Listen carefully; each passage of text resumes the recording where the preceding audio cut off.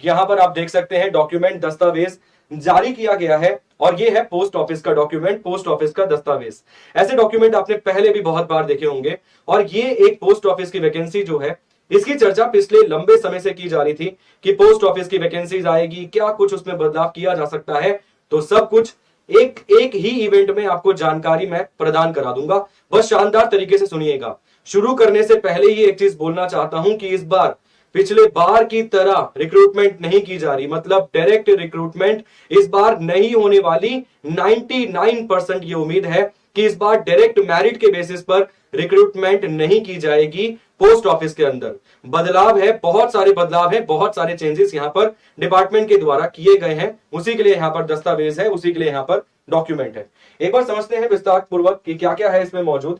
सबसे पहले ये पेज जो आपकी स्क्रीन पर आपको नजर आ रहा है, इसकी आपको आवश्यकता नहीं है, इसीलिए मैं जूम नहीं कर रहा हूं, मगर इस पर केवल ये लिखा हुआ है कि हमने ये जो वैकेंसीज थी इसके बारे में प्रॉपर बनाकर आगे भेज दिया है। कौन कौन सी वैकेंसीज है, यहां पर हमें यह जानना है कि इसके अंदर कौन कौन सी वैकेंसीज है जिसके बारे में पूरी कंप्लीट इंफॉर्मेशन हमें होनी चाहिए। इसको देखिए सर, इस डॉक्यूमेंट को देखिए, ये है डॉक्यूमेंट जो हमारे लिए बहुत इंपॉर्टेंट है, बहुत आवश्यक है। एक बार शानदार तरीके से देखिएगा, समझिएगा कि कैसे इस बार ये वैकेंसीज की भर्ती को किया जाने वाला है। सबसे पहले यहां पर देखिए वैकेंसी है पोस्टमैन की। सबसे ऊपर वैकेंसी आप देख सकते हैं पोस्टमैन की, और 1000 वैकेंसीज भी नहीं है, लगभग 60,000 वैकेंसीज हैं। 59,099 वैकेंसीज हैं किसकी, पोस्टमैन की यहां पर वैकेंसीज हैं।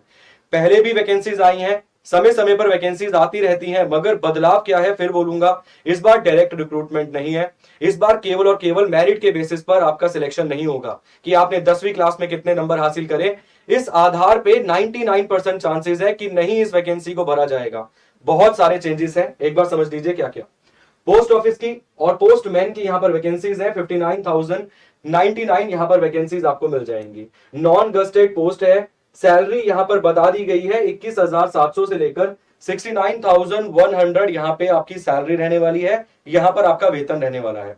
कुल मिला के पोस्ट कितनी है, लगभग 60,000 नॉन गस्टेड पोस्ट है। इसके अलावा सैलरी क्या रहेगी, तो 21,700 से लेकर 69,100 रुपीज यहां पर आपको सैलरी मिलने वाली है।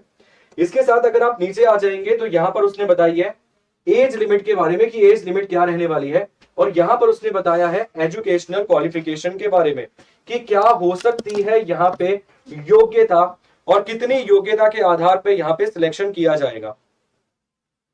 ठीक है, कितनी योग्यता के आधार पे, किस क्वालिफिकेशन के आधार पे यहां पे सिलेक्शन किया जाएगा, ये पढ़ने वाला है। क्योंकि पिछली बार अगर आपने देखा होगा तो केवल 10वीं के मार्क्स पर अगर आपके 99% थे, 98% थे, तो केवल उस आधार पर ही, मेरिट के आधार पर ही यहां पर सिलेक्शन हो जाता था। मगर इस बार यदि आप देखेंगे तो एसेंशियल क्वालिफिकेशन उसने बोला है कि 12वीं पास होनी चाहिए, कम से कम आप 12वीं पास यहां पर होने चाहिए हो।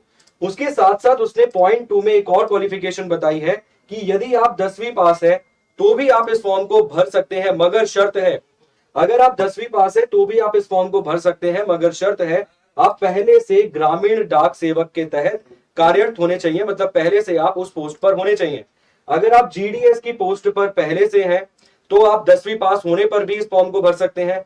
यदि आप ये पोस्ट पर पहले से नहीं है तो बाकी जितने स्टूडेंट्स रहेंगे उनके लिए क्वालिफिकेशन रहेगी इसमें 12वीं पास, 12th पास इसमें योग्यता आपको मिल जाएगी। इसके साथ साथ एक बहुत बड़ा चेंज यहां पर आपको देखने के लिए मिलेगा, नीचे की तरफ वो दिखाऊंगा। पहले इसमें एज देख लीजिए, 18 से लेकर 27 साल यहां पे आपको एज मिल जाएगी। ये जनरल कैटेगरी के लिए एज है, जो अपने जनरल कैटेगरी वाले बच्चे हैं उनके लिए एज है 18 से लेकर 27 साल।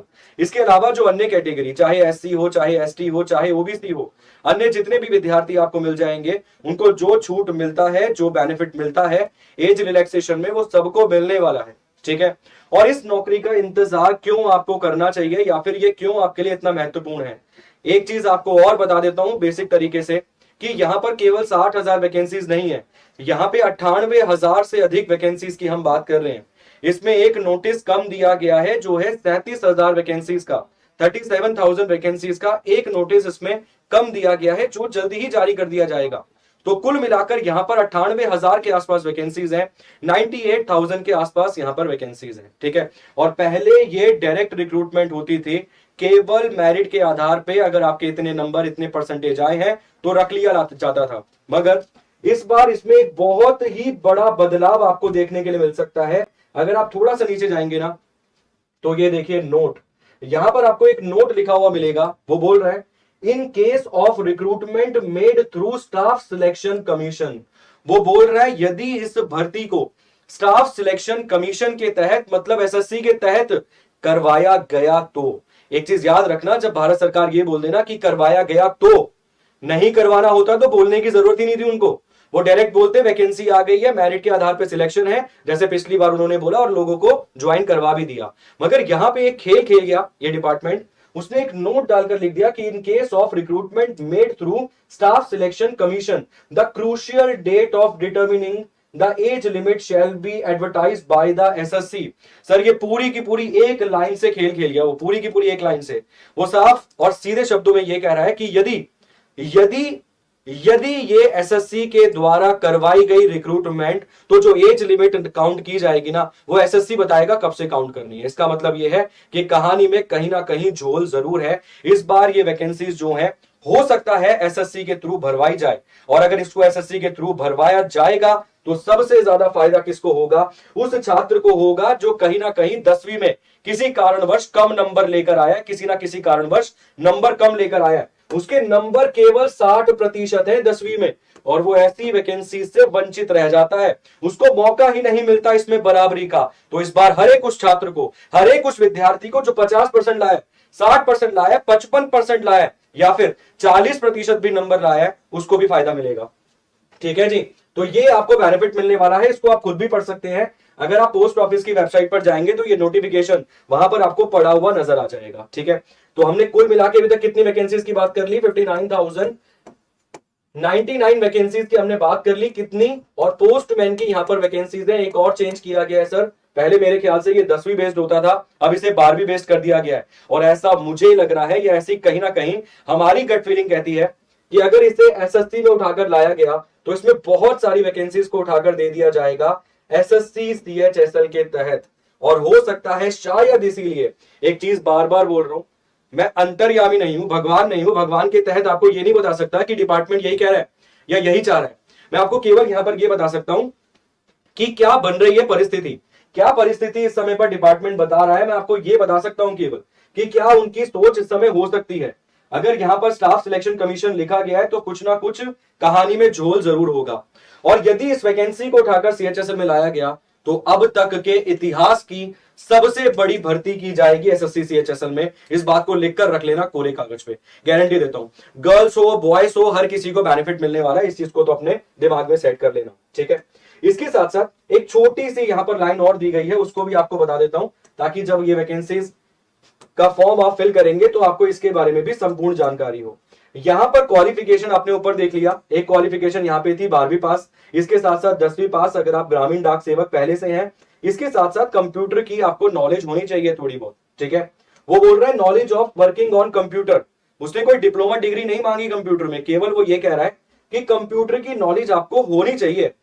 इसके साथ साथ अदर क्वालिफिकेशन यहां पर बताई गई है, आपके पास ड्राइविंग लाइसेंस भी होना चाहिए, टू व्हीलर का, बाइक का, स्कूटर का, आपके पास ड्राइविंग लाइसेंस भी इसमें होना चाहिए। और इसके साथ साथ यदि आप उड़ीसा की नौकरी भर रहे हैं, आप भर रहे हैं सर तमिलनाडु की नौकरी, तो वहां की जो भाषा होनी चाहिए, लोकल लैंग्वेज, वो आपको आनी चाहिए।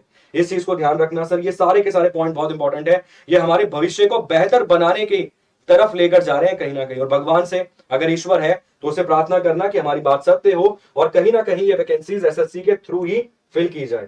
एक वैकेंसी यहां पर आपने देख ली पोस्टमैन की, एक और वैकेंसी आपको दिखाता हूं सर, वो मेल गार्ड वाली वैकेंसीज भी यहां पर मैं आपको दिखा देता हूं। एक और वैकेंसीज है, दो प्रकार की वैकेंसीज है इसमें भी। और एक मैंने बताया कि इन्होंने नोटिफिकेशन कम दी है 37,000 वाली, 37,000 एमटीएस की पोस्ट भी है, 37,000। क्या पता एसएससी एमटीएस के लिए इंतजार हो रहा हो उसका, 12वीं वाली यहां भरने का इंतजार हो कि 12वीं वाली को यहां भर देते हैं और एसएससी एमटीएस वाली को कहां भर देंगे उठाकर। मतलब खेलोगे नहीं तो जीतोगे कैसे? जाओ और टीम बनाओ।